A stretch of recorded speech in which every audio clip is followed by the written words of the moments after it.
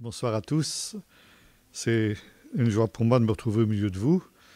C'est maintenant devenu traditionnel, à peu près au moins une fois par an. Et donc, ce soir, nous avons un sujet très important à étudier qui concerne les racines juives de l'Église. Je voudrais d'abord commencer cette réflexion par une parole de mon professeur de Nouveau Testament quand j'étais à Jérusalem, à l'université. Il y a bien de longtemps de cela, j'ai eu le privilège d'étudier le Nouveau Testament avec un professeur juif. Et cet homme, qui aimait provoquer ses auditeurs, notamment quand il avait affaire à des chrétiens, avait l'habitude de dire ceci: l'Église, c'est une réalité juive. Alors évidemment, c'était quelque chose qui choquait. Souvent, ça choquait. Et pourtant, c'était une évidence. C'est quelque chose qui ne devrait pas nous choquer. Et le fait justement qu'un certain nombre de gens pouvaient être choqués par une réflexion de ce type montre à quel point justement nous nous sommes éloignés des racines véritables de l'Église. Or, dans le monde évangélique, je suppose que la plupart d'entre nous réclamons du monde évangélique d'une manière ou d'une autre, l'Église ancienne, que l'on appelle l'Église primitive, j'aime pas cette expression parce que primitive, ça veut dire qu'elle n'était pas très évoluée et que nous sommes beaucoup plus évolués qu'elle. Alors je préfère employer l'expression l'Église ancienne. L'Église ancienne est le modèle auquel on s'efforce de revenir. Et lorsque on me demande parfois d'intervenir, il y a un sujet qu'on me demande assez souvent. C'est de parler de l'Église et d'Israël. Et quand je commence à m'exprimer sur ce sujet, je commence par dire ceci, que le problème est mal posé. Et quand on pose mal un problème en mathématiques, eh bien on est sûr d'avoir une mauvaise solution. Et là, dire l'Église et Israël, c'est présenter deux entités différentes. Israël, c'est-à-dire les Juifs, et l'Église, c'est-à-dire les chrétiens, et quand nous disons les chrétiens, nous disons essentiellement les non-juifs. On oppose donc, par cette expression, l'Église et Israël, les Juifs et les chrétiens. Alors évidemment, on sait très bien qu'il y a parfois dans les églises chrétiennes ce que l'on appelle soit des chrétiens d'origine juive, soit des juifs convertis. Mais quand on emploie une de ces deux expressions, c'est pour dire ces gens-là étaient juifs et maintenant ils sont devenus chrétiens. Ça veut dire qu'ils ont cessé d'être juifs. D'une certaine manière, nous disons ils sont devenus non-juifs, ils sont devenus chrétiens, ça veut dire ils ne sont plus juifs du tout. Et on considère aussi, alors là je pousse un peu plus loin encore, que les deux parties de la Bible que nous désignons par Ancien Testament et Nouveau Testament sont aussi deux entités absolument différentes. L'Ancien Testament, ça c'est pareil, c'est une expression que je n'aime pas et que je n'emploie pas, d'abord parce qu'elle n'est pas biblique. Jamais le Nouveau Testament, ni Jésus, ni les apôtres n'ont employé cette expression, en tout cas pas dans ce sens-là. Et par conséquent, ce qu'on appelle l'Ancien Testament, ce qui veut dire c'est dépassé, nous n'avons plus rien à voir avec l'Ancien Testament maintenant. D'ailleurs, il y a des pasteurs qui me disent, moi je prêche jamais sur l'Ancien Testament, je prêche que sur le Nouveau. Et il y a des chrétiens qui disent, moi je ne lis jamais l'Ancien Testament. Voilà. Bon, c'est dépassé, c'est caduc, on n'a plus rien à faire avec l'Ancien Testament, parce que l'Ancien Testament, ça concerne Israël. Et le Nouveau Testament, ça concerne l'Église. Or, quand nous lisons le Nouveau Testament, eh bien, nous nous rendons compte que presque à chaque page, il est question ou d'Israël, ou des Juifs, ou de coutumes, de réalités qui sont typiquement juives. Or, il est très intéressant de constater que bien que le Nouveau Testament soit tellement rempli de ce qui concerne le peuple d'Israël, le fait que ce peuple soit omniprésent dans les pages du Nouveau Testament n'interpelle en aucune manière les chrétiens.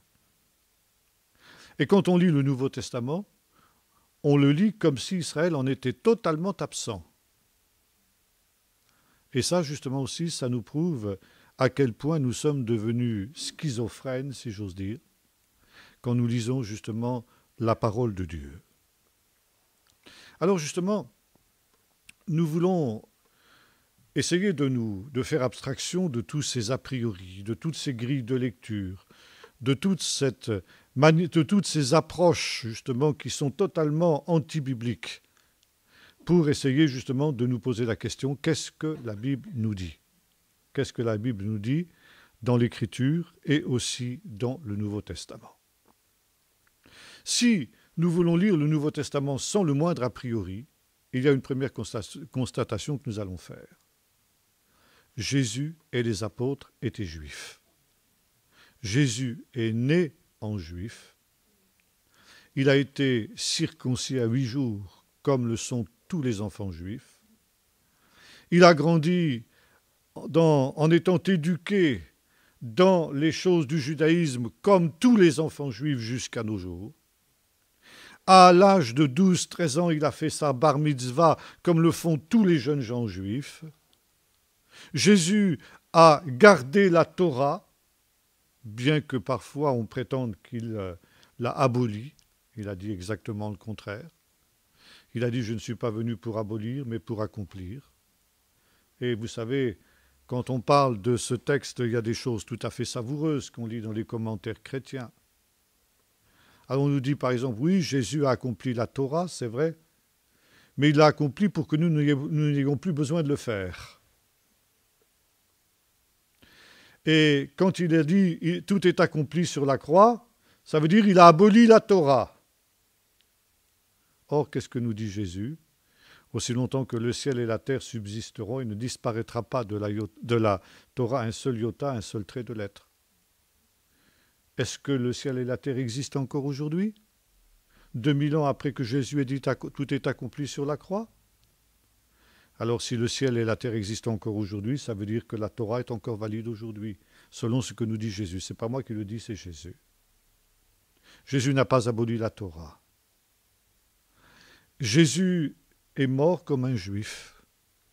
Il a été enterré comme un juif. Toute sa vie, Jésus a vécu une vie juive et jamais, en aucune manière, il ne se séparait du judaïsme. Jésus n'est pas le fondateur du christianisme. Jésus n'est pas venu pour fonder une nouvelle religion. Il est venu pour accomplir ce qu'il y avait dans le judaïsme. Et si on lui avait dit qu'il était venu pour créer une nouvelle religion différente du judaïsme, il se serait bien évidemment il aurait protesté. Aujourd'hui, tous les exégètes et tous les chrétiens un peu conséquents sont bien d'accord pour reconnaître que Jésus a été pleinement juif de sa naissance jusqu'à son dernier souffle. Mais il y a un autre personnage qui est aussi central dans le christianisme, c'est Paul. Et avec une certaine vision théologique qui date d'une école allemande qu'on appelle l'école de Tübingen, eh bien, on considère aujourd'hui que s'il est vrai que Jésus a été pleinement juif et qu'il a vécu une vie juive, Paul, lui, est le véritable fondateur du christianisme et il a séparé le christianisme de ses racines juives. Et il en a fait une religion autonome. Et c'est la raison pour laquelle on met en sous-titre, par exemple, avant la rencontre de Paul avec Jésus sur le chemin de Damas, le sous-titre suivant, « Conversion de Paul ». Ça veut dire qu'à partir du moment où Paul se tourne vers Jésus, il cesse d'être juif et il devient chrétien. Or, justement, cette approche de la personnalité de Paul a semblé tellement convaincante que c'est aujourd'hui peu ou prou ce que prônent la plupart des églises. Mais quand nous lisons ce que Paul lui-même déclare, nous nous rendons compte qu'il n'en est rien. Jusqu'à son dernier souffle, Paul protestera de sa judéité. Je suis juif. Et dans son procès, notamment, qui nous est rapporté à la fin du livre des Actes, que ce soit devant le Sanhédrin, que ce soit devant les gouverneurs romains devant lesquels il va comparaître, Félix et Festus, que ce soit devant le roi juif Agrippas II, il va dire « je suis juif ». Non pas « j'étais juif », mais jusqu'à aujourd'hui « je suis juif ». Dans ses épîtres aussi, il le rappelle. Il dit « sont-ils juifs, ceux qui sont de faux apôtres? Moi aussi je le suis. Moi circoncis le 8e jour, de la race d'Abraham, de la tribu de Benjamin, hébreu, né d'hébreu, etc. » Alors vous allez me dire, il dit ces choses pour les relativiser. Peut-être, mais il les dit. Et c'est une actualité. Paul ne renie pas et ne répudie pas son judaïsme. Il l'assume. Et non seulement Paul revendique son judaïsme, mais il va encore plus loin. Et là, je vais peut-être vous choquer. Paul était pharisien, et jusqu'à son dernier souffle, il se revendiquera pharisien. Et je dirais, il est fier d'être pharisien. Et devant ses juges, en particulier, je l'évoquais tout à l'heure, Paul rappellera qu'il est pharisien. Devant le Sanhédrin, il dit « Je suis pharisien ». Et on dira peut-être c'était tactique, admettons-le. Mais en tout cas, il reconnaît qu'il est pharisien.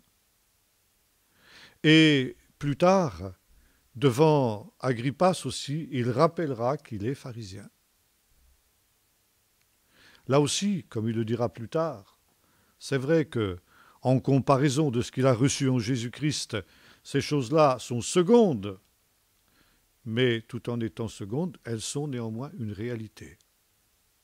Paul, son pharisaïsme transpire de chacun des pores de sa peau, de chacune des lettres, de chacune des lignes des lettres qu'il écrit.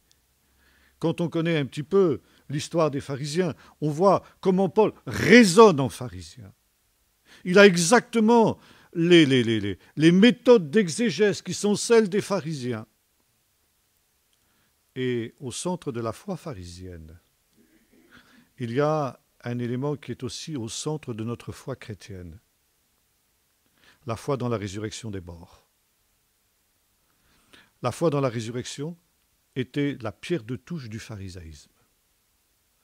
Et lorsqu'il résume la foi évangélique, Paul dira « Je vous ai annoncé ce qui est l'essentiel de l'Évangile.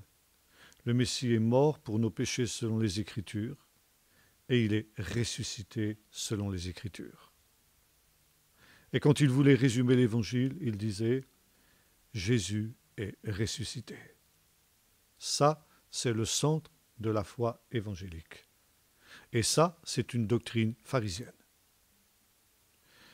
Et ce qui veut dire que notre christianisme, et là je continue à vous choquer, je le fais exprès, notre christianisme est construit sur la foi pharisienne.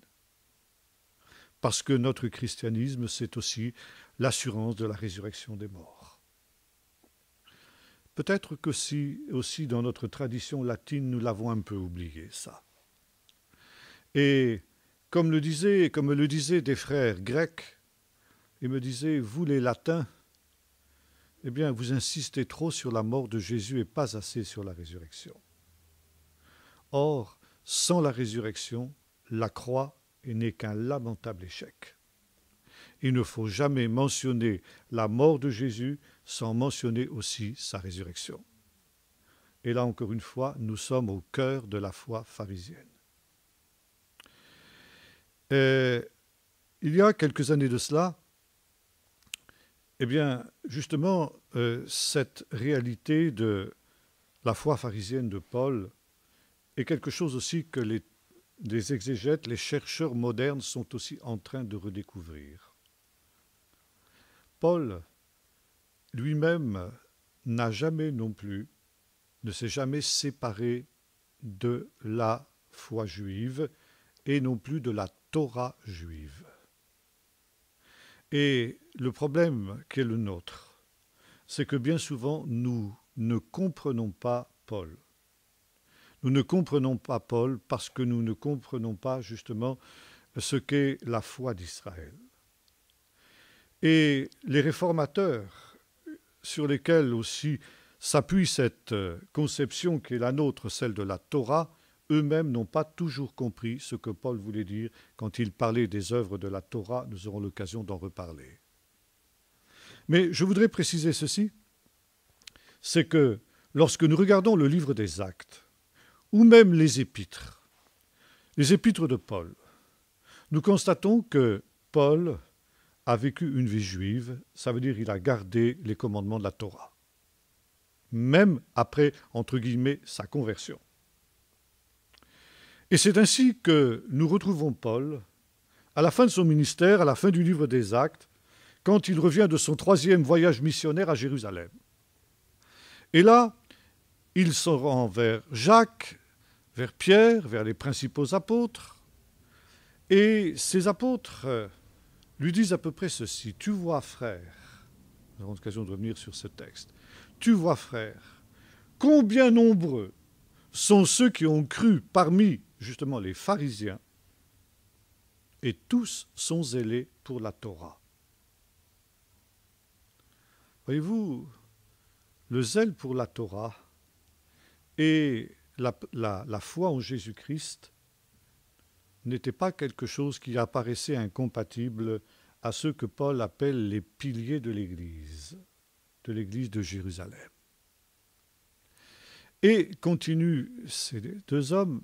Par contre, on entend dire de toi, Paul, que tu enseignes que Jésus a aboli la Torah de Moïse et que par conséquent les Juifs ne doivent plus circoncire leurs enfants ni pratiquer ce qui est justement la loi d'Israël. Nous savons bien que c'est faux. Nous savons bien que tu ne te comportes pas de cette manière. Mais ce sont les bruits qui courent à ton sujet.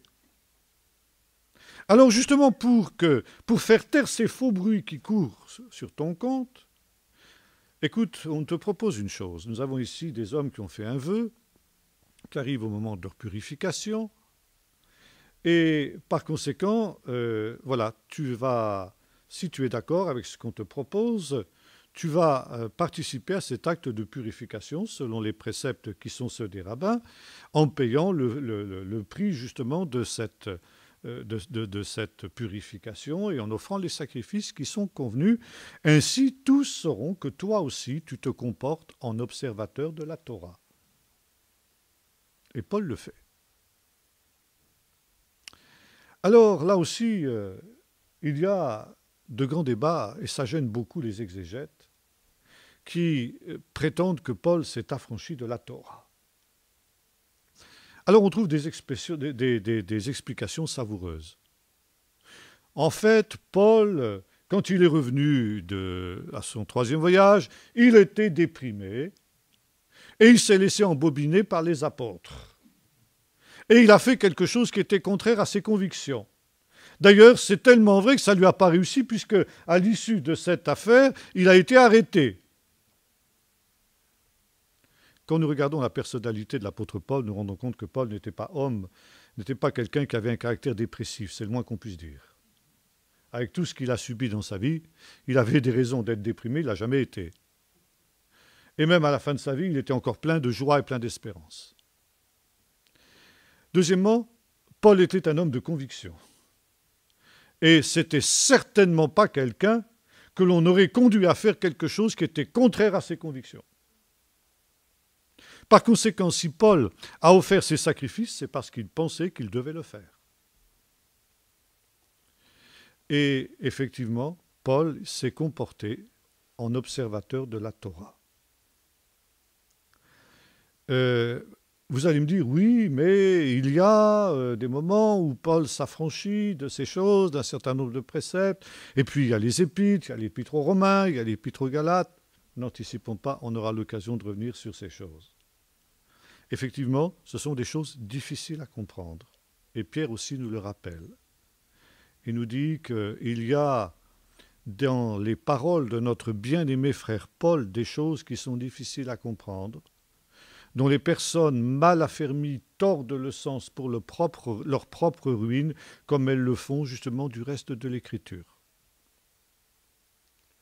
Par conséquent aussi, le christianisme de Paul, qui n'existait pas à cette époque-là, s'inscrit dans la droite ligne du judaïsme. Et si l'on avait dit à Paul qu'il était le fondateur d'une nouvelle religion, alors il aurait été très étonné. Et il aurait certainement lui aussi protesté. Pour lui, ce que nous appelons son christianisme n'était rien d'autre que l'aboutissement de son judaïsme. Et ce que nous appelons le christianisme était pour Paul en réalité le véritable judaïsme. Et le professeur Flusser, dont je vous parlais tout à l'heure, avait 100% raison de dire que le christianisme est une religion juive. Paul n'était pas quelqu'un qui a cherché à rompre avec le judaïsme. Et c'est tellement vrai qu'il est toujours resté en contact avec son peuple. Bien sûr, il y avait un débat entre lui et son peuple. Il y avait un point de désaccord. Mais ce point de désaccord n'était pas suffisamment fort pour que Paul rompe avec le judaïsme et crée à côté du judaïsme une religion à part. D'ailleurs, comme je vous disais il y a un instant, à l'époque du Nouveau Testament, à l'époque des Actes, jusqu'à la fin du 1er siècle, le christianisme n'existait pas. Et le mot chrétien n'a été donné que par des gens qui étaient extérieurs à l'Église, et ceci en signe de dérision, comme nous le voyons dans le livre des Actes, où il nous est dit que c'est à Antioche pour la première fois que les disciples ont été appelés chrétiens. Comment appelait-on à l'intérieur de l'Église ancienne, comment appelait-on le mouvement de Jésus? Eh bien, la Bible nous le dit. Le livre des Actes nous le dit à plusieurs reprises. C'est simplement, on appelait ça la voie, le chemin. Vous savez que Jésus lui-même a dit « Je suis le chemin, la vérité et la vie ». Et Paul dira devant le roi Agrippas « Je te confesse que je sers le Seigneur selon la voie de ce qu'ils appellent une secte ». Ça veut dire le christianisme appartenait à ces différents mouvements qui étaient très nombreux à l'intérieur du judaïsme de cette époque. À cette époque, le judaïsme n'était plus monolithique. J'ai parlé des pharisiens tout à l'heure, qui étaient non pas le groupe le plus nombreux, mais en tout cas le plus influent, le plus populaire au sein du peuple. Le Nouveau Testament nous parle des Sadducéens, nous connaissons tous aussi bien entendu cette expression. Depuis 1947, on a retrouvé un autre groupe très important qu'on appelle les Esséniens. Il y avait aussi les Zélotes, il y avait les Sicaires. Bref, il y avait de nombreux groupes qui tous se réclamaient d'Israël, tous se voulaient juifs, tous se reconnaissaient comme juifs, mais avaient des approches différentes de l'interprétation de la parole de Dieu. Et chacune de ces écoles de pensée s'appelait une voie. En hébreu, ça se dit une halacha. Et chacun servait Dieu selon la halacha, une halacha qui était la sienne et qui était peut-être différente de l'autre. Halacha, ça veut dire une interprétation. La Torah, elle est unique, mais il y a des interprétations diverses. Et chaque rabbin avait un peu sa propre manière d'interpréter l'Écriture. Et on suivait la parole de Dieu selon la halacha de Rabbi Untel, ou selon la halacha de Rabbi Untel, ça veut dire la voix de tel ou tel rabbin, ou la voix de tel ou tel rabbin. Et parmi ces différentes voies, parmi ces différentes halachot qu'il y avait dans le judaïsme de l'époque de Jésus, eh bien, il y avait l'enseignement, la halacha de Rabbi Jésus de Nazareth. Il y avait ce qui était devenu la halacha aussi, évidemment, de Rabbi Saul de Tarse. Par conséquent, encore une fois, le christianisme en tant que tel n'existait pas. Par contre, ce qui existait, c'était l'Église. Je voudrais, avant de parler de l'Église, vous dire un dernier mot sur ce sujet. Je résume ce que nous avons conclu jusqu'à présent. Le christianisme est une religion juive, c'est une réalité juive, et Jésus n'a jamais eu l'intention de créer une nouvelle religion, et aucun des apôtres, ni même Paul, n'a jamais eu non plus cette intention. Ça, c'est une certitude. Et par contre, un pasteur avec lequel je parlais il y a maintenant bon nombre d'années me disait « Oui, c'est vrai, tu as raison, Jésus était juif. Mais depuis sa résurrection, Jésus n'est plus juif, il est universel. » Or, on peut répondre à cela, ne serait-ce que par bien des versets, bien sûr, mais par un texte très intéressant que nous trouvons dans le chapitre 1 de l'évangile de Luc, ce que l'on appelle l'évangile de l'enfance. Lorsque l'ange Gabriel est conduit à intervenir chez Marie, sa mère, qui évidemment n'est pas encore sa mère, c'est une jeune fille, elle est vierge, fiancée, et l'ange lui annonce qu'elle va devenir la mère du Messie. Et Marie pose la question à l'ange, « Mais comment cela se fera-t-il puisque je ne connais pas d'homme ?»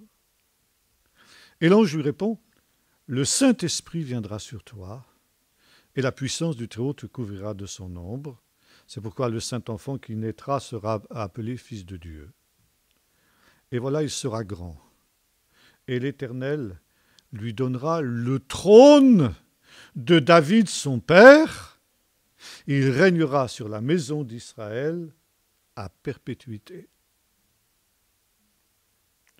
Le trône de David son père. C'est quoi le trône de David son père? C'est le trône de Saint-Pierre à Rome?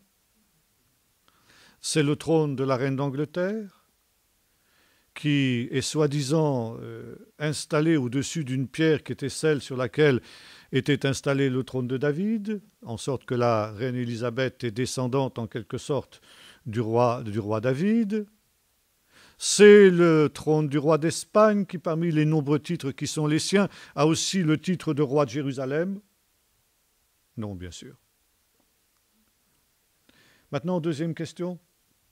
Quand donc Jésus s'est-il assis sur le trône de David son père? Quand donc Jésus a-t-il régné sur la maison d'Israël? Pas encore. Par conséquent, cette réalité, elle est encore à venir. Et lorsque Jésus reviendra, ça ne sera pas en tant que Christ universel, ça veut dire une espèce de manifestation de l'homme, des droits de l'homme, le Messie des droits de l'homme, hein, c'est un peu ça, mais bien justement comme le roi d'Israël qui s'assiera sur le trône de David et qui régnera sur la maison d'Israël. Ce roi qui régnera sur la maison d'Israël, pensez-vous qu'il puisse être autre chose que juif? Bien sûr que non. Jésus est juif non seulement pendant son ministère terrestre, mais il est actuellement dans le ciel, juif, et il reviendra en tant que Messie juif, et il régnera en tant que Messie juif, non seulement sur la maison d'Israël, mais sur toutes les nations de la terre. Il est très intéressant de noter que lorsque les mages se rendent à Jérusalem, ils posent la question, où est le Messie, le roi des Juifs qui vient de naître? Et c'est en tant que roi des Juifs qu'ils l'adorent. Et voyez-vous, lorsqu'il nous rapporte cet épisode, Matthieu veut nous dire quelque chose de très intéressant. Il nous dit, pour être sauvés, les nations sont amenés à reconnaître que Jésus est le roi des Juifs. Et cette expression, le roi des Juifs, elle était aussi inscrite sur la croix, sur le titulum, ça veut dire qui indiquait la condamnation de Jésus. Et c'était écrit le roi des Juifs, en 3 langues, en hébreu, en grec et en latin. Ça veut dire dans toutes les langues du monde ancien. Et c'était une manière de nous dire, les évangélistes ont cette manière juive de nous dire, c'est-à-dire par le midrash, par des allusions, non pas directement, vous savez, la méthode juive d'enseigner, c'est autant par ce qui est dit que par ce qui est non dit. Il y a le dit et le non dit. Et on enseigne aussi par des allusions, on appelle ça en hébreu remez. Et les évangélistes nous font exactement ça. Matthieu, le plus juif de tous les évangélistes, quand il nous parle des nations qui viennent adorer Jésus à la crèche, et puis finalement sur la croix, qui est un message universel, nous dit ceci. Les païens, pour être sauvés, doivent reconnaître que Jésus est le roi des Juifs et doivent se prosterner devant lui comme roi des Juifs. Tout à l'heure, il y avait une sœur qui m'a dit quelque chose qui m'a fait bondir. Elle m'a parlé d'un certain pasteur auquel on demandait « Mais quel Dieu adores-tu » Et il avait répondu « En tout cas, sûrement pas le Dieu des Juifs. » C'est typique. Si tu n'adores pas le Dieu des Juifs, tu adores une idole. Et tu commets le pire des péchés que l'on puisse commettre, l'idolâtrie. Et si ton Jésus n'est pas le roi des Juifs, il est aussi un faux Messie, il est un faux Dieu, et c'est aussi une idole. Voyez-vous, pour pouvoir être associés au salut, les païens ont besoin de reconnaître que Jésus est le roi des Juifs. Et je reviens à ce que nous disions en commençant, l'évangile, le christianisme est une religion juive. Ça peut nous choquer, ça peut nous déplaire, mais c'est quelque chose qui est indiscutable. Maintenant, je continue et je disais tout à l'heure qu'à l'époque biblique, le christianisme n'existait pas, mais par contre l'Église existait. Et maintenant, justement, nous allons parler de l'Église. L'Église, notre frère y a fait allusion tout à l'heure, Jésus en a parlé 2 fois, en tout et pour tout, en tout cas dans les paroles qui nous sont parvenues de lui. Une première fois, au moment de la déclaration de Pierre, tu es le Messie et le Fils du Dieu vivant. Et Jésus lui a dit, sur cette pierre, ça veut dire sur cette affirmation que tu viens de confesser, et non pas sur toi, Pierre, mais sur ta déclaration que je suis le Messie, le Fils du Dieu vivant, d'ailleurs Messie, ça ne peut pas être autre chose que le roi d'Israël, eh bien je bâtirai mon Église. Ça, c'est la première mention de l'Église dans le Nouveau Testament. Et voyez-vous, c'est très intéressant parce que, encore une fois, quand nous disons Jésus-Christ, nous ne sommes pas toujours non plus très conscients de ce que nous disons. Et pour beaucoup de gens, Jésus-Christ, Jésus c'est son prénom et Christ c'est son patronyme. Comme moi je m'appelle Jean-Marc Taubois. Surtout en Espagne, vous avez beaucoup de messieurs qui s'appellent Jesús, Jésus. Alors vous avez Jesús Rodriguez, vous avez Jesús, et puis vous avez Jesús Christos, Jésus-Christ.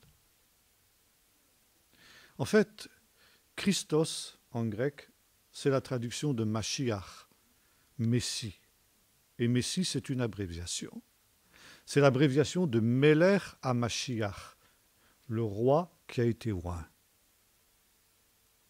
Et quand nous disons Jésus-Christ, qu'est-ce que nous disons ? Nous disons Jésus est le roi qui a été oint. Voilà ce que nous disons. Et nous ne savons même pas. Et quand nous disons Jésus est le roi qui a été oint, de quel roi s'agit-il ? Celui qui s'assiera sur le trône de David dont nous avons parlé tout à l'heure, ça veut dire le roi des Juifs.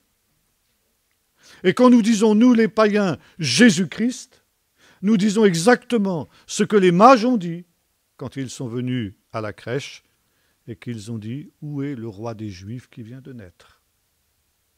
Nous disons « Jésus est le roi d'Israël ». Voilà ce que nous disons quand nous disons Jésus-Christ. Alors maintenant, quand vous le direz, j'espère que vous vous en souviendrez. Par conséquent, je bâtirai mon Église. Deuxième passage où apparaît le mot Église, c'est dans le grand discours de Jésus sur la vie en communauté. Il parle de la conduite à tenir dans l'Église vis-à-vis des pécheurs. Et il dit ceci, « Si ton frère a péché, tu le reprends entre toi et lui seul. S'il ne t'écoute pas, alors tu prends 2 ou 3 témoins. S'il n'écoute pas les 2 ou 3 témoins, qu'est-ce que tu fais? Tu le dis à l'Église. Et s'il n'écoute pas l'Église, il sera pour toi comme un païen ou comme un publicain. » Alors, il est assez difficile de comprendre et de réaliser ce que Jésus entendait exactement par cette expression. Mais en tout cas, ce qui est certain, c'est qu'il parlait d'une communauté, de la communauté des disciples.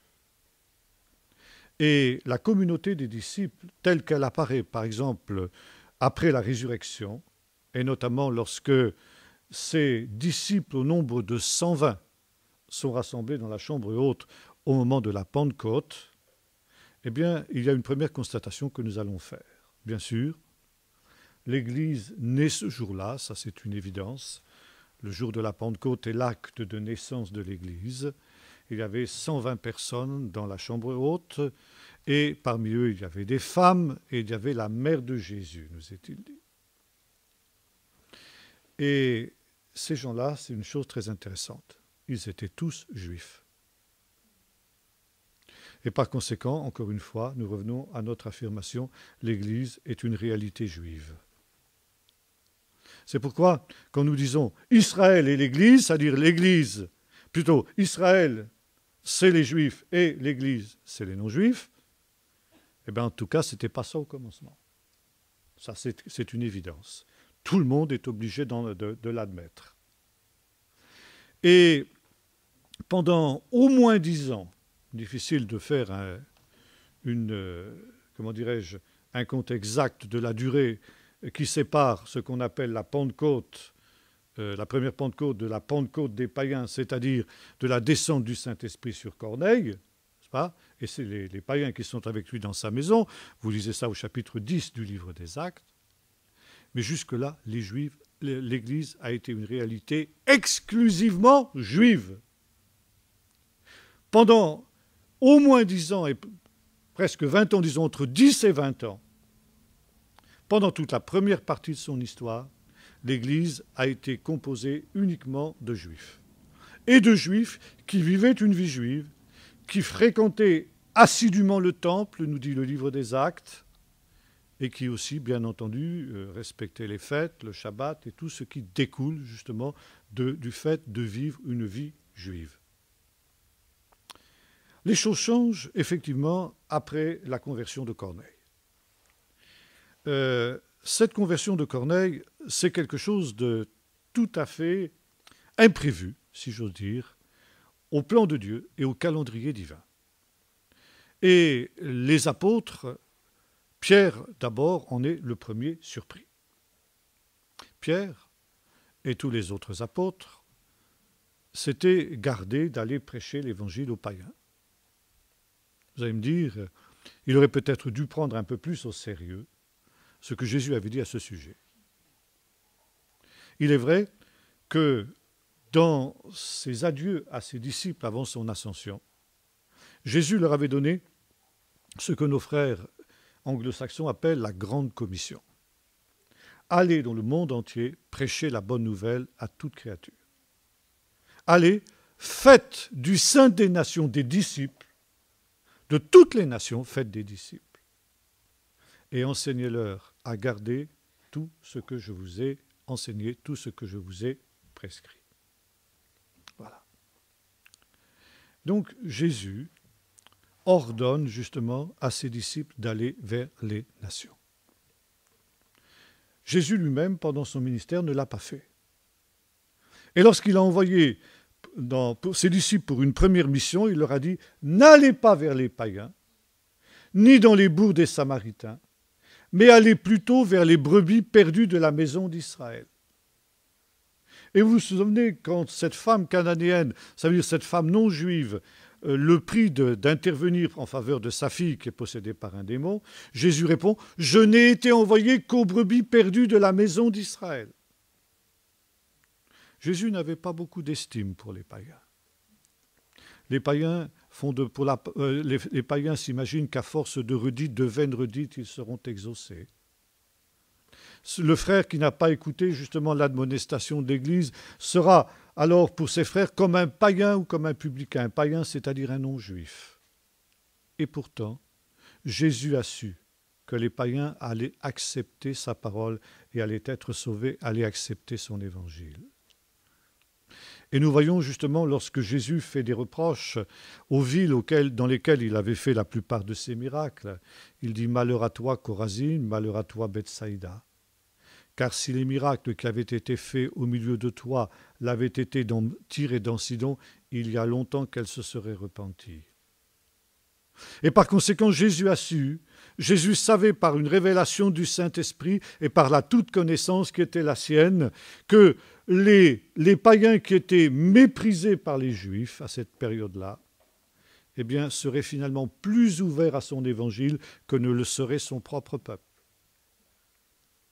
Nous retrouvons aussi une parole du même ordre quand il fait allusion à Ninive. Il dit, voilà, les hommes de Ninive se lèveront avec ceux de cette génération au dernier jour et la condamneront, parce qu'ils se sont repentis à la prédication de Jonas, et voici, il y a ici plus que Jonas.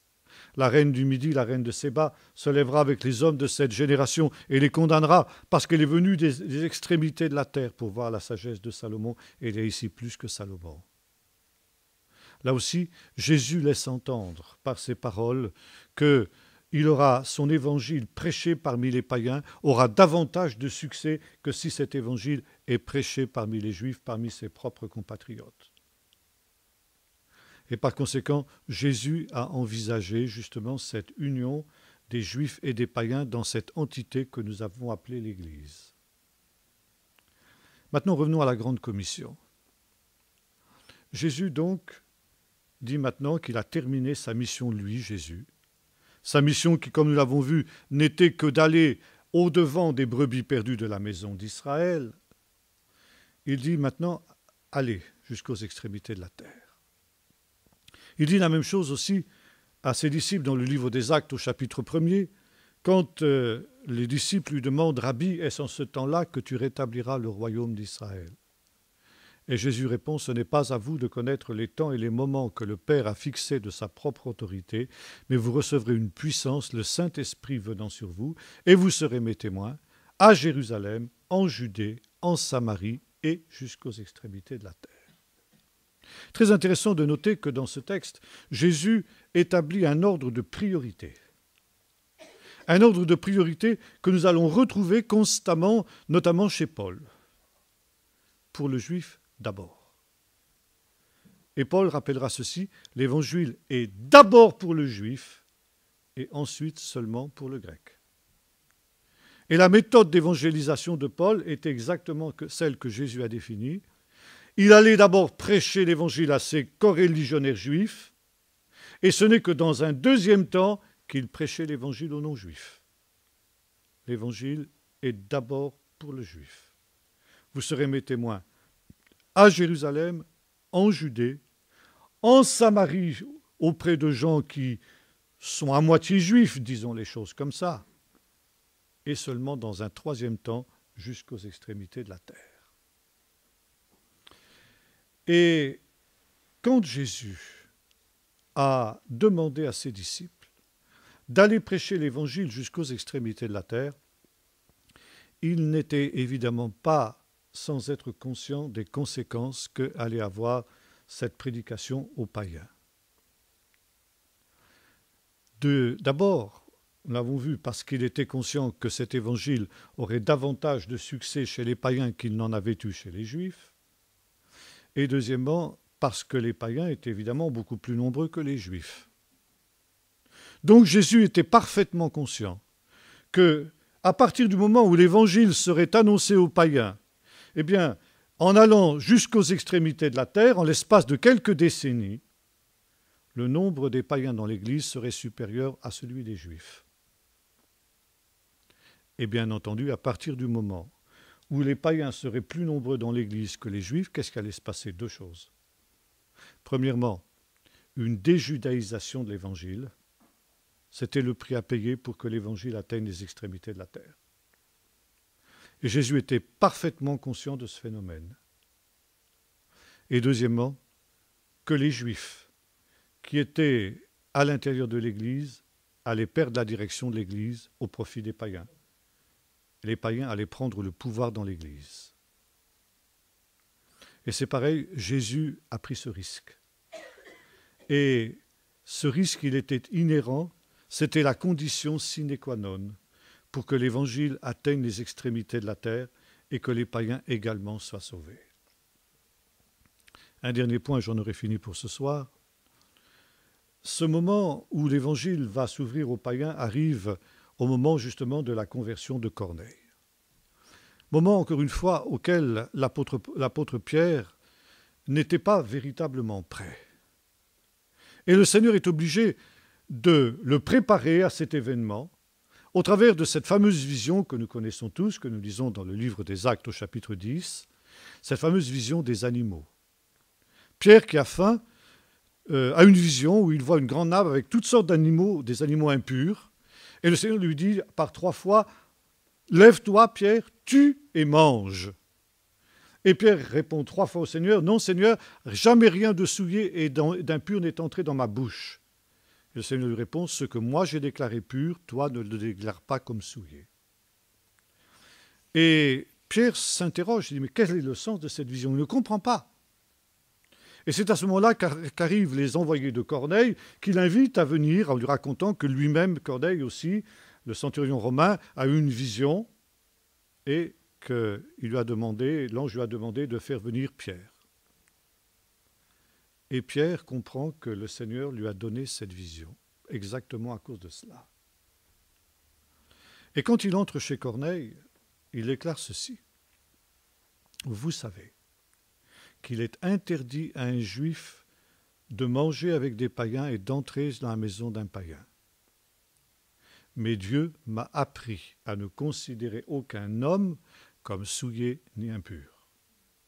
Ça veut dire que Pierre interprète la vision qu'il a eue. Contrairement à une certaine exégèse qu'on trouve dans le milieu chrétien, Dieu n'a pas voulu enseigner à Pierre que maintenant qu'il était chrétien, il n'est plus soumis à la loi juive, il pouvait manger du porc, du lard et du cochon, et tous les animaux impurs, mais tout simplement qu'il ne devait pas considérer comme impur ou souiller quelque homme que ce soit. Parce qu'effectivement, dans la tradition pharisienne la plus stricte, pas dans tout le judaïsme, mais dans la tradition pharisienne la plus stricte, un païen était un homme potentiellement impur. Car un païen était un homme qui vivait dans l'immoralité, qui était censé vivre dans l'immoralité. Et par conséquent, entrer chez un païen, c'était risquer de contracter une impureté rituelle au contact de ce païen impur. On appelait ça l'impureté de tuilage. Ça veut dire entrer sous le toit d'un païen, c'était risquer de se rendre impur. Vous ne pouvez pas savoir si le païen était impur, mais vous ne pouvez pas savoir s'il l'était. Donc pour éviter tout risque, on évitait tout contact avec les païens. C'est la raison pour laquelle le centurion qui invite Jésus à venir guérir son serviteur, vous vous souvenez, quand Jésus est en chemin pour se rendre chez lui, il lui dit « Ne prends pas la peine d'entrer sous mon toit, parce que moi je suis un païen. Et en principe, en tant que juif, toi Jésus, tu n'as pas le droit de rentrer chez moi. Mais dis un mot et mon serviteur sera guéri. » Si vous ne connaissez pas les coutumes juives, vous ne pouvez pas comprendre ces détails du Nouveau Testament. Donc, Pierre n'aurait pas dû rentrer chez Corneille. Mais par la fameuse vision des animaux, Dieu lui a enseigné qu'il pouvait le faire. Et qu'aucun homme n'était souillé et impur. Et vous savez que ce qui se passe, la Pentecôte qui descend sur ces gens-là. Mais Pierre ensuite doit expliquer devant les frères de Jérusalem ce qui lui est arrivé. Pierre n'était pas né de la dernière pluie, et il était bien conscient évidemment qu'il allait avoir des reproches. Alors il avait pris la précaution de prendre avec lui des témoins qui pouvaient aussi confirmer ce qui s'était véritablement passé dans la maison de Corneille. Et effectivement, il nous est dit que quand Pierre revint vers les frères de Jérusalem, ces derniers lui firent des reproches en disant « Tu es entré dans la maison de païens et tu as mangé avec eux. » Non seulement tu es entré chez eux, mais tu as fait pire que ça, tu as mangé avec eux. Nous avons l'occasion de parler de ce que représente le fait de manger avec quelqu'un dans la Bible. C'est pas banal, c'est pas anodin ça. Hein? Pour nous maintenant, avec l'âge du fast-food et tout ce qui s'ensuit, on n'accorde plus trop d'importance à ça. Mais manger avec quelqu'un, ça veut dire on est en pleine communion avec lui. Manger avec un païen, ça veut dire tu es en communion avec un païen. Tu le considères comme un égal, tu le considères comme un frère. Et les disciples de Jérusalem, tous juifs chrétiens, lui disent « Pierre, là tu es en faute, tu es allé manger avec ces païens. » Et Pierre leur explique ce qui s'est passé. Et il nous est dit, quand ils eurent entendu ces explications, ils se calmèrent. Ça veut dire qu'avant, ils n'étaient pas calmes. Et ça a chauffé pour Pierre. Vous voyez ? Et là, nous avons eu un tournant décisif. L'Église, composée exclusivement de juifs jusqu'à cette époque, s'est ouverte aux non-juifs. Et des non-juifs, des païens, ont été agrégés à l'Église. Les païens faisaient partie de ces exclus de la communauté d'Israël vers lesquels Jésus était allé. Jésus, comme nous l'avons dit tout à l'heure, était envoyé vers les brebis perdues. Ça veut dire qu'il allait en priorité vers les publicains, les prostituées, les gens de mauvaise vie, les péagers et tout ce que vous voudrez. Pourquoi ? Parce que justement, il voulait les réintégrer dans la communauté d'Israël. Parce que le Messie est un rassembleur dans la tradition juive. Et cette attitude, justement, elle était absolument contraire à celle des pharisiens. J'ai dit tout à l'heure que le christianisme était une religion pharisienne, mais elle en diffère aussi. Vous allez dire, ouf, je suis bien content de savoir que je ne suis pas un pharisien. Mais les pharisiens, eux, étaient des gens qui voulaient se séparer des pécheurs. Ça veut dire que les pécheurs étaient impurs, alors on se séparait d'eux. Comment manger avec un péager, avec un publicain ? Se laisser toucher par une prostituée, comme Jésus le faisait. Mais ça, pour un pharisien, c'est un scandale. Mais Jésus allait en priorité vers ces gens-là, parce que, comme je disais, ce sont les malades qui ont besoin du médecin, et pas les bien portants. Je suis venu appeler, non pas au salut les justes, mais les pécheurs, à la repentance. Et finalement, la démarche des apôtres d'aller vers les païens était de la même nature que celle de Jésus. Parce que, pour les pharisiens, eh bien, les païens aussi étaient des exclus. Ils étaient au même rang que les publicains, les prostituées et les gens de mauvaise vie. Et par conséquent, c'était dans la logique du message de Jésus que d'intégrer les païens aussi dans cette Église. Alors, commençons peut-être à nous rendre compte un petit peu plus de ce qu'est l'Église. L'Église, eh bien, c'est le rassemblement en un seul corps des Juifs et des païens qui ont cru en Jésus. Et c'est pourquoi il est faux de dire Israël, c'est les Juifs, et l'Église, c'est les chrétiens, ça veut dire les non-juifs. L'Église, c'est Israël qui a cru, c'est le reste d'Israël qui a cru, et le reste des païens qui ont cru, car tous les païens non plus n'ont pas cru, n'est-ce pas ? Malheureusement. Nous sommes un reste parmi les païens. Et ces deux entités, comme ça a été le cas dans la maison de Corneille, sont rassemblées en une seule réalité, en un seul corps. Ils ont été tous les deux réconciliés par le sang de Jésus. Ils ne sont plus deux, ils sont un. Et maintenant, ils sont sur un pied de totale égalité. Ils sont dans une situation de parfaite communion, même si, nous l'avons dit tout à l'heure, il continue à y avoir une priorité pour le juif. Le juif est le frère aîné, et par conséquent, l'Évangile, c'est d'abord son héritage à lui, mais il n'y a pas de supériorité. Il y a une priorité, mais il n'y a pas de supériorité. Alors je termine pour notre introduction de ce soir en rappelant ce que j'ai dit tout à l'heure et que j'espère vous avoir démontré. L'Église, le christianisme est une religion juive. Et plus est une religion pharisienne. Et par conséquent, les racines juives de l'Église, elles sont inséparables de son existence et de son être. Et si vous coupez l'Église de ses racines juives, c'est comme quand vous coupez une fleur. Pendant quelque temps encore, eh bien, vous avez l'impression qu'elle est en pleine forme. Et puis, en l'espace de quelques heures, quelques jours, elle va se faner, elle va mourir, elle va disparaître. Quand on a voulu couper l'Église de ses racines juives, et nous aurons l'occasion de voir demain que dans l'histoire, ça a été le plan des pères de l'Église en particulier, eh bien est arrivé ce qui est arrivé. Toutes les déviations de l'Église, toutes les errances, toutes les divisions, la première des divisions étant celle justement avec le peuple d'Israël. Et finalement, le marasme, la crise dans laquelle se trouvent les églises aujourd'hui est le résultat justement de cette coupure. Alors encore une fois, ça ne signifie pas que nous devons redevenir juifs, nous aurons l'occasion d'en reparler, mais il s'agit de savoir d'où nous venons. Il s'agit de savoir ce que nous sommes. Et finalement, le christianisme, c'est le judaïsme adapté pour les païens que nous sommes. Ça, Dieu voulant, nous aurons l'occasion de le voir demain.